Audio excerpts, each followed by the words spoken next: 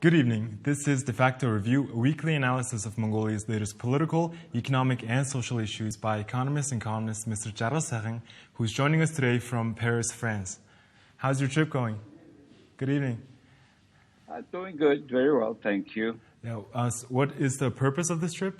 We are meeting here several corporations to more understand what are the business conditions enduring for them to invest in Mongolia more. Mm-hmm. Well, one of our issues actually deals with that subject, but before that, we're going to be discussing the following three topics for this week's Defacto Review. Topic number one is the Prime Minister's visit to Germany last week, the Speaker or the Chairman of the Great State Khural's visit to Turkey, and the return of the Peace Corps in Mongolia. Last week, the Prime Minister of Mongolia, Mr. Oyunlirten, visited Germany and held talks with the Chancellor of the Federal Republic of Germany, Mr. Olaf Scholz. And during these official talks, the Prime Minister asked the Chancellor to intensify cooperation between the two countries in the energy sector within the framework of Mongolia's Vision 2050 plan and the New Revival policy.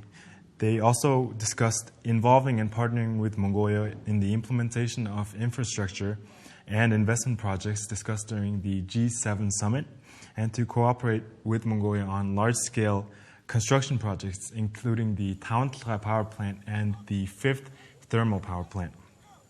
They agreed to implement a program that sends 1,000 engineers to Germany to be trained, and Chancellor Scholz acknowledged that cooperation with democracies like Mongolia is of strategic importance to Germany, as they are keen to reduce dependence on single states, especially regarding natural resources.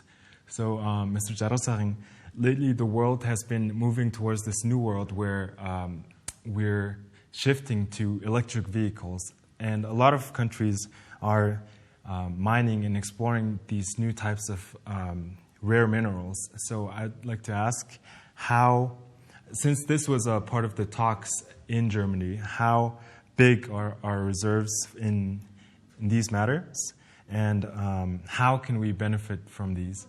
Well, on this rare earth mineral, there was indeed a conversation about supplying from Mongolia these elements to the developed nations, in particular to Germany. According to the U.S. government geologists' survey in 2009, Mongolia has some 16.5% equal of these minerals, which makes Mongolia the second after China, because China is supplying 95% of this mineral to the world market. And there is a good potential for Mongolia. There is, for example, a deposit called Hagzan Burgite, which has 42 million tons reserve, of which they may produce 446 tons of this pure mineral content, which is very important for electric vehicles, as you said. But I would like to see the visit a bit with a wider angle, as it was a very important trip for Mongolia. It's our Prime Minister official visit after almost more than 10 years to Germany, and this Prime Minister has a vision called 2050 Mongolia, and under this vision, he has been doing for shorter term new recovery policy, his government, and the Prime Minister had talked to German partner about large-scale construction projects, mostly infrastructure projects, including Tauntla power plant and 5th thermal power plant projects.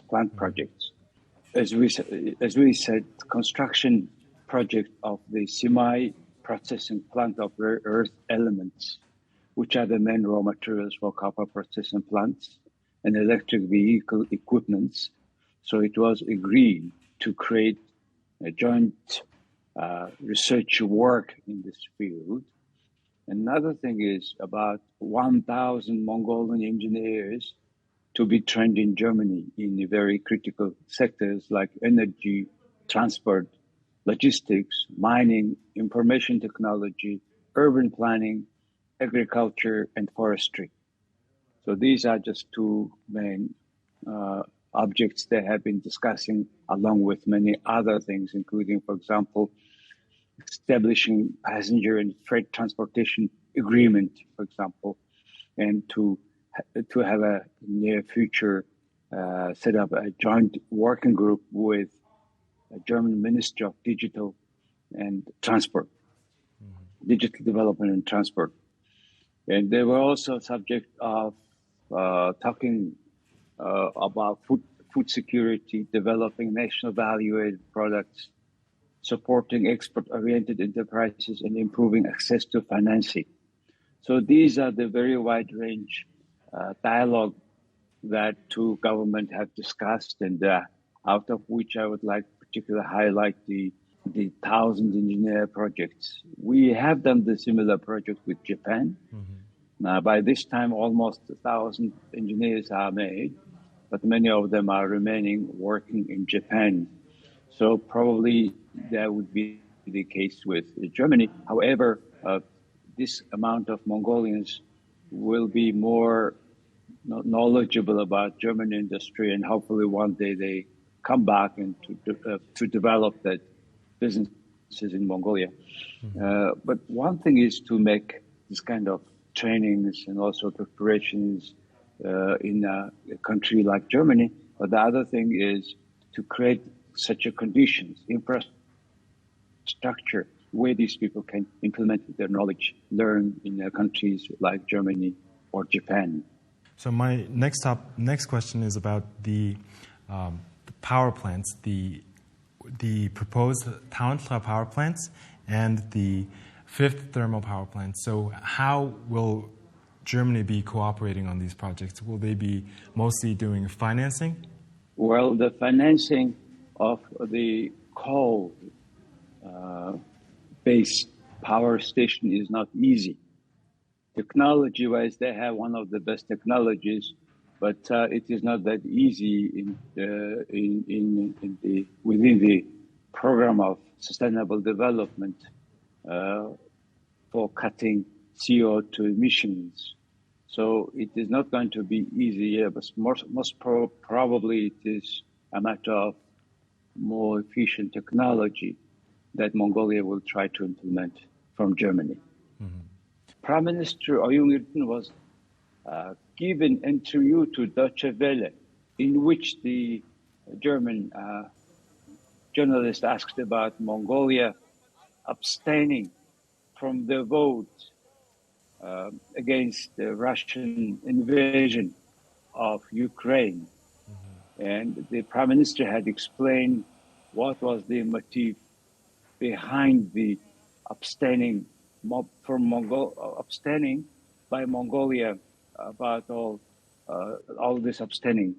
And the main reason is, basically he said that the war is not solution.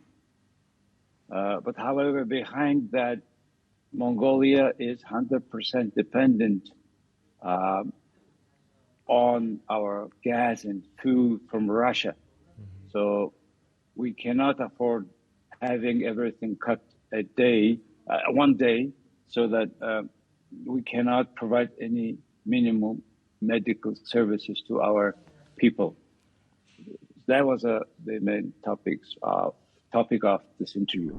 Yesterday, the UN General Assembly condemned the illegal annexations of territories in Ukraine by Russia, but Mongolia abstained, as it did in March when the UN General Assembly condemned Russia's invasion of Ukraine. Why did Mongolia abstain? From the very beginning, Mongolia has held the position and policy that countries should resolve their issues in a peaceful way, by diplomatic means, with minimal damage to each other. It is clear that Mongolia stands against war and for peace. Our point of view is that it is better to approach the issue peacefully without dragging this war on. Because as the war drags on, every country in the world will pay and suffer. Especially in developing countries, the damage will be even greater. Civilians will suffer more. That is why Mongolia continues to express its position that the UN, the Security Council members and the G7 should resolve the issue through peaceful negotiations. That remains our position. Let's move on to our second topic, which was also an official visit by an official. Mr. Tanıştır, the chairman of the state Great Khural, visited the Republic of Turkey at the invitation of the Speaker of the Grand National Assembly of Turkey, Mr. Mustafa Senta. As a part of his official visit, the chairman paid a courtesy visit to the President of the Republic of Turkey, Mr. Erdogan, and during the meeting, the two sides mutually reaffirmed their commitments to advance bilateral relations to a new level and exchanged views on deepening cooperation in the spheres of trade, economy, defense, culture, tourism, and education. During his talks with his counterpart, the speaker, the Turkish speaker expressed satisfaction with the fact that the development of relations and cooperations between our two countries is being intensified, and a high-level visit is also being planned in the near future. He then emphasized that Mongolia declared Turkey as its third neighbor in 2011, while expressing willingness to bring Mongolia-Turkey relations to the level of strategic partnership. He then expressed willingness to expand cooperation in the protection and conservation of cultural monuments and heritages, and to develop tourism based on archaeological discoveries. So, lots to unpack here. He visited many officials during his visit, and he even got an honorary doctorate from the Izmir Khatib Celebi University, and he was the first foreigner to receive the honor. So what were your takeaways from this trip by the speaker? There are many similar high-level visits in between two countries happening, though during the COVID it had a break. Now it's first the highest level official visit. And I would like to highlight out of all this trip a particular talk or expressed their request to increase flight frequency and to stop the seats, passenger numbers limit on flights of Turkish Airlines in between two cities, Istanbul and Ulaanbaatar. Indeed, now there are 2 days or so a week, 2 flights go Miat, Mongolian Airlines, and Turkish Airlines in between Ulaanbaatar and Istanbul. And yet all flights are full. Seats are hard to find. So in that situation, there is a need to increase, of course, the flight restrictions, the number of restrictions to stop that restrictions. However, Mongolian Airlines is always was very cautious about Turkish Airlines, as it may create such a conditions for competition that all passengers may go to the Turkish Airlines, which is quite fair. And that's why Mongolia recently started to talk about the open sky agreement with other countries. In fact, there is a huge tourism potential between two countries. The Turkish people regard Mongolia as their ancestors' place. In fact, there are many monuments which proves that. And recently, in last summer even, Mongolian and the Turkish archaeologists found very much artifacts of historic archaeological values related to several khans in Mongolia, in Turkey. And there is a particular place in Mongolia in Ogurhanga Aymak where the Turks see, we found the monument to Turkish ancestors and with even their old sign of the Turkish language. And many Turks would be coming to Mongolia, in particular summertime, provided that we have right conditions of hotel accommodation, etc. In Mongolia, then there is really so many thousands, if not several hundred thousands tourists from Turkey can visit Mongolia. So we have been talking about that for the last almost 25 years, and hopefully after this trip, there will be a good door opened for Turkish tourists to Mongolia. Besides these things that you've mentioned, what other fields do you think that both countries would benefit from by partnering in them? What other issues do you think that we could tackle together? It's not only tourism but also construction businesses, where trades as well. Due to closure of Chinese border at the port at the checkpoint Iran, Mongolians have been replacing Iran with goods from Turkey.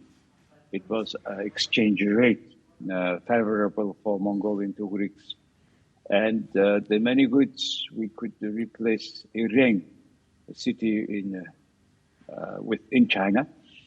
So it shows really that many goods we can get from Turkey. It's good news. Secondly, construction, as I said, construction materials, know-hows, designs. Many buildings made by Turkish constructors, for example, in Istanbul, in Kyrgyzstan, Kazakhstan. So I see, after my many visits to Turkey, a lot of opportunities as soon as there are frequent flights and more enduring conditions for Turkish investment to Mongolia. So that's the whole range of things we should do first. So then the other things, which we already do in terms of culture, academic research, studies, we have been doing already a lot of good jobs. So I think there is a great perspective in cooperation between two countries, businesses, scientists, academicians, and even NGOs. Well, let's hope that the relationship of Mongolia to these two countries that we mentioned, Germany and Turkey, continues to blossom. And the third topic deals with our relationship with our closest third neighbor, the United States. So after more than a two-year hiatus of the COVID-19 pandemic, 27 Peace Corps trainees arrived in Mongolia this week. And of these 27, 2 of them were former Peace Corps volunteers who had to evacuate when the pandemic started in Mongolia. And they expressed how happy they were to be back. The new volunteers, however, will complete 14 weeks of pre-service training, and then subsequently will be sworn in as Peace Corps volunteers. And upon their completion of this training, these trainees will become English education and community development volunteers all over Mongolia. So what roles do these volunteers play within the relationship between our two countries? Well, this Peace Corps, first, we are very happy to have them back. And 27 new Peace Corps volunteers coming to the country, as you said. And they usually work in their programs usually focus on languages, technical and cross-cultural competencies necessary for successful Peace Corps services. And by now, we have some 1,500 U.S. Peace Corps volunteers in Mongolia served. And this initiative started by J. Kennedy in the 60s to introduce to young Americans about the other countries And I think this program is very successful, very good example of making closer young people. And the U.S., these 1,500 Peace Corps volunteers made a lot contribution towards friendship of two peoples, and also made a big contribution towards collaboration in universities, colleges, vocational schools. And so Mongolians in general are very happy.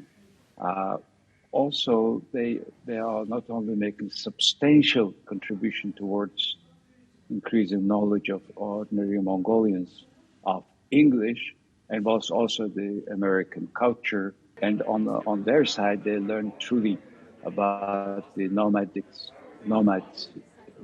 value of lives, even more than the Mongolian children grown up in big cities.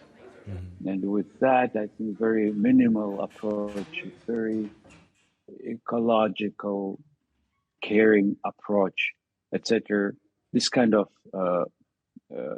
skills or thinking in terms of environmental safe place, I think it's also good contribution of them for them to understand, to accept this culture.